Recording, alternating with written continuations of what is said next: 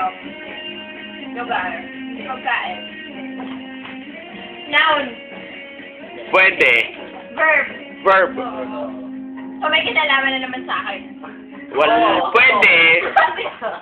Hindi ko na. Pang macho ulit to. Pang RO. Hindi, hindi. Malandi, malandi. Hindi. Daily routine. Pwede. Ay, puta. Sa'yo siguro. Kung daily routine ko, daily routine yun, di ba? Oo. Nagdi-deodorant. Hindi. Kinalaman sa body. Oo. Sa tumbling. Hindi. Daily routine. Hindi. Mga bali-bali ng buto. Hindi. Ay, ka mo nagsasabi. Keso.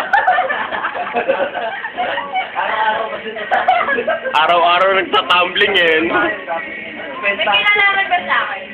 Oo. Sa gawain ng normal na tao. Oo. Kumakain. Ginagawa Hindi. ko ba to para mabuhay? Hindi. Nagbabasa. Hindi. Pwede rin, no? Nagko-computer. Hindi. Pure Tagalog ba to? Oo. Mahating. Hindi. Pero malapit na. Luhom. Hindi. Mubo. Mubo. Hindi. Satiri ba to? Para sa ibang tao. Muta. Hindi. Hindi. Hindi. Kay Lowell lang hindi disgusting ang utot. Gusto ka? Hindi. Disgusting yun sa lahat ng tao. Pero sa ibang tao kasi yan. First is the letter N. Hindi. M. Hindi.